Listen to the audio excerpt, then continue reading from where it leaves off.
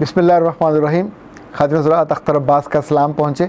मेरे पास बहुत से सवाल आते हैं, ये यूनिवर्सिटी के तलबा की तरफ से भी होते हैं, जो कॉरपोरेट में काम कर रहे हैं उनकी तरफ से भी होते हैं कि बदनिगाह कौन होता है, क्या इसकी वजह लड़कियां होती हैं या लड़के होते हैं। हम इस पर बात करेंगे, पर उससे पहले मैं आपको शिकवे की बात कर लूँ जो आप बाद में करते हैं कि आप किसी शहर में गए और आपने बताया नहीं।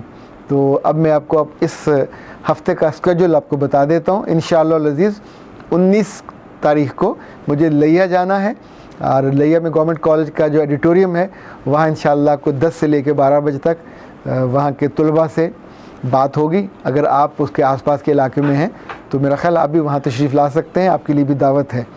और 23 को मुझे इस्लामाबाद होना है इंशाअल्लाह, तो जो पर्सनल काउंसलिंग वाले हैं वो रब्ता कर सकते हैं। और 24 को इंशाअल्लाह अज़ीज़ मुझे मुज़फ़्फ़राबाद में जाना है, वहाँ भी तालिब इल्मों से बात करनी है।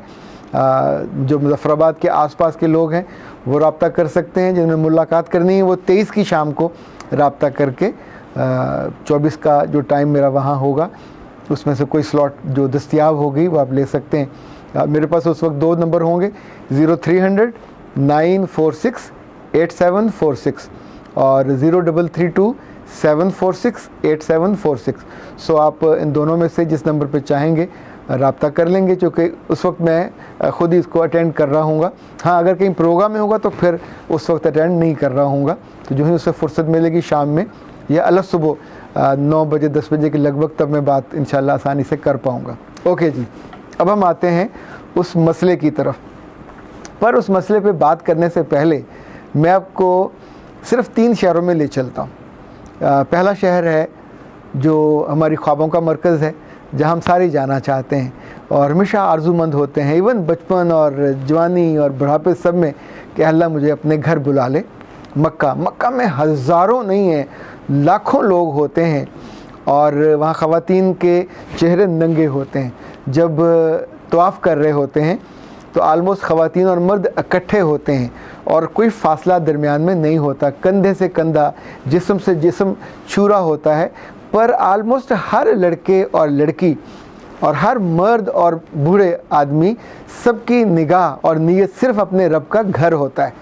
क्या ख्याल है, वहाँ तवाफ़ करते हुए अगर किसी खातून का चेहरा बहुत खूबसूरत हुआ, क्या वहाँ कुछ ऐसे लोग भी हो सकते हैं कि जो उस वक्त तवाफ़ को भूल के उस खातून को देखने लग जाएं, उसके चेहरे को देखने लग जाएं, उसके जिस्म को देखने लग जाएं? पॉसिबिलिटी तो मौजूद है, शैतान तो हर जगह है, वो आपसे यह काम करवा सकता है। लेकिन आप सोचिए, क्या आप ये काम कर सकते हो? हाँ या ना, ये आप इसका जवाब देंगे। क्या ये लोग करते हैं, इसका भी हाँ या ना में आप ही जवाब देंगे।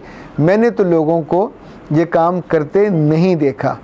इसी तौर पे जब हम बड़े ख़ानदानों में होते हैं, बड़े घरों में होते हैं, तो वहाँ रिश्ते की कई ख़वातीन होती हैं। आपसे कम उम्र भी हो सकती हैं, आपके बराबर की भी हो सकती हैं, आपसे बड़ी भी हो सकती हैं, आपके भाई की बेगम, आपके बड़े भाई की बेगम, आपके किसी और अज़ीज़ की बेटी। अच्छा, ये सब बच्चियाँ बड़े ख़ानदान में इकट्ठी बड़ी हो रही होती हैं और इकट्ठी ही मूव कर रही होती हैं। तो क्या जब वो नहा के आती हैं तो उस वक्त कोई ऐलान किया जाता है कि आप अपनी निगाह को परे कर लीजिए? हर एक को अपनी उम्र के लिहाज से, अपने मर्तबे के लिहाज से इल्म होता है कि उसे कैसे बिहेव करना। अगर बच्चियाँ बाल सुखा रही हैं तो क्या आप उनको देखोगे? कौन बताता है आपको कि उस लम्हे आपको अपनी निगाह को कहाँ करना है? इवन सगा भाई हो वो भी अपनी बहन की तरफ मुड़ के नहीं देखेगा। ये कहीं लिखा हुआ नहीं है, कहीं ऐलान भी नहीं होता, कहीं कोई दरस कुरान भी नहीं होता, पर आपके अंदर है एक शाइस्तगी, आपके अंदर है एक उम्दगी, आपके अंदर होती है एक मजबूती, जो उस लम्हे वो मौका अवेलेबल होता है, आप उस जिस्म को देख सकते हैं पर आप नहीं देखते। तो कौन आपको रोकता है बदनिगाही से?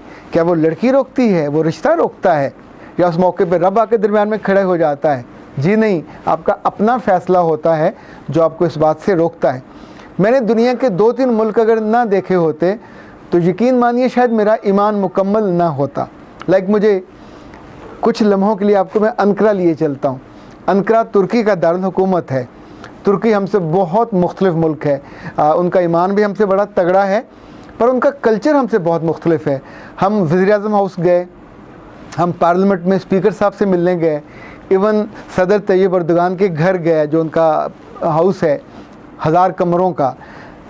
अच्छा, हर जगह हमारे लिए जो ट्रांसलेटर से वो बदल जाते थे। एक लड़का होता था जो अरबी से इंग्लिश में ट्रांसलेट करता था, और एक लड़की होती थी जो तुर्की से इंग्लिश में ट्रांसलेट करती थी। तुर्की में कोई लड़की भी दुपट्टा नहीं पहनती। अच्छा, तुर्की में आलमोस्ट सब लड़कियां या तो शॉर्ट्स पहनती हैं और या बिल्कुल ही टाइट किस्म के कपड़े पहनती हैं जिसमें उनका सीना पूरी तरह नुमायाँ और उभरा हुआ होता है और उस पर कोई दुपट्टा नहीं होता। पर उस पूरे वफ्द में शायद सबका एक दफ़ा उस पर निगाह गई हो। उसके बाद उन लोगों से हमारा इंटरेक्शन होता था, बात होती थी। किसने हमको सिखाया कि हमने गर्दन से नीचे उनको नहीं देखना। अच्छा, जिस लम्हे को ये हरकत करेगा, जो सामने देखने वाली लड़की की निगाह में उसकी इज़्ज़त नहीं रहेगी, शी वुडंट बी कंफर्टेबल, उससे बात भी नहीं करेगी। उनके अपने मुल्क में मैंने बाकायदा स्टॉप वॉच लेके अपने होटल में देखा, उनकी बाज़ारों में देखा कि जब ऐसी लड़कियां गुजरती हैं जिन्होंने स्लीवलेस कपड़े पहने हुए हैं, शॉर्ट्स पहने हुए हैं, सीढ़ियों से उतरते हुए, चढ़ते हुए, कि कोई एक तो मुड़ के देखे। It never happened, not a single event जो मैंने वहाँ नोटिस किया हो। वहाँ निकाब वाली ख़वातीन भी थीं, नहीं निकाब वाली नहीं बल्कि उबाए वाली, चेहरा सबका, यानी पूरे तुर्की में हमने निकाब वाली कोई खातून नहीं देखी। जो उबाया पहनने वाली देखी जो इस्लामिस्ट थी, और बाकी जो आम बच्चियाँ, अच्छा इनमें भी बहुत सारी हैं जो नमाज़ पढ़ती हैं, जो पूरा इस्लामी तालीमात पे अमल करती हैं, पर चूँकि उनका कल्चरल एक लिबास है वो उसको फॉलो करती हैं।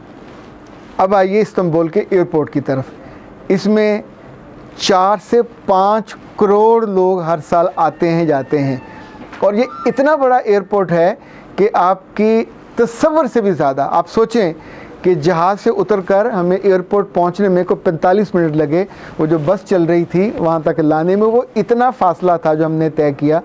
जब वहाँ पहुँचे जहाँ होता है आपका कागज़ात का इंदराज होता है और आपके आने पे स्टैंप लगती है, वहाँ तक पहुँचने में यानी इस कदर ज़िग-ज़ैग थे, यानी एक ही जगह पे 5-7 हज़ार लोग और उनकी 100 की लाइन, और लाइन हल्के हल्के मूव करती थी।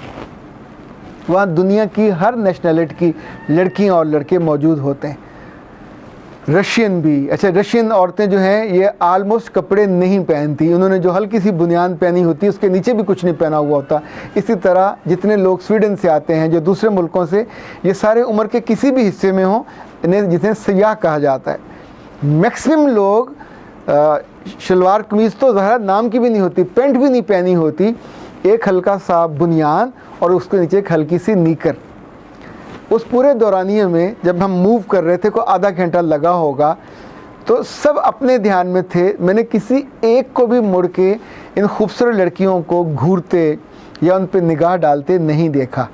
अब सोचिए कि वो तो मुसलमान भी नहीं हैं, वो तो जिस मज़हब के होंगे मानने वाले, पर दैट्स द ट्रेनिंग। लड़की को इल्ज़ाम दे क्या फ़ारग नहीं हो सकता कि चूँकि लड़की ने कम लिबास पहना हुआ। हमारे यहाँ तो कम लिबास वाली बच्चियाँ भी नहीं हैं, बहुत हुआ तो दुपट्टा गले में होगा, सीने पे होगा और सर नंगा होगा। तो उससे कंपेयर करें, अगर दुनिया में आप घूमे नहीं हैं, आपने दुनिया नहीं देखी, तो आप बेपर्दगी का या कम लिबासी का तसव्वुर भी नहीं कर सकते। पर वहाँ जाके भी अगर आप ऐसे लोगों को देखते हो, सैकड़ों, हज़ारों, लाखों को, कि जो बदनिगाही से बचते हैं और अपने आप में मगन रहते हैं और मुड़ के भी नहीं देखते, और वहाँ सिर्फ आप होते हो जो मुड़ मुड़ के देखते हो, जिसका मतलब ये हुआ कि आपकी ट्रेनिंग में कमी है, आपके अंदर की मजबूती में कमी है। सो जो भी मज़े के लिए और चस्के के लिए जो बार बार पूछते हैं कि ये औरतें हैं जो बदनिगाही के लिए या उनको देखने के लिए मौका फ़राहम करती हैं, तो इस बात को मान लीजिए, उन पे ब्लेम दे के आप अपनी इस गलती का, इस कोताही का जो बोझ है उन पे नहीं डाल सकते। ये बोझ जब आपकी ज़ात पे आएगा तो आपके अमाल में भी जाएगा, और उसके बाद आप किसी अच्छी जगह पे जाने के काबिल भी नहीं रहते, किसी अच्छे घर के मेहमान बनने के काबिल भी नहीं रहते, चूँकि बेध्यानी में भी आपकी आँख का ध्यान दूसरे के जिस्म की तरफ चला जाता है। बदनिगाही इसीलिए इसको गुनाह बेलज़्ज़त कहा जाता है। एक दफ़ा देखना शायद माफ़ी है, दूसरी दफ़ा तो जो गुनाह की नज़र होती है, और ये हमेशा आपको राह से बेराह और बदराही पे लेके जाती है। सो ऐसा सवाल करने वालों, सवाल बड़ा है, जवाब बिल्कुल छोटा सा है, पर इसी को काफ़ी समझिए तो ये आपके लिए काफ़ी हो जाएगा। अख्तर अब्बास को इजाज़त दीजिए।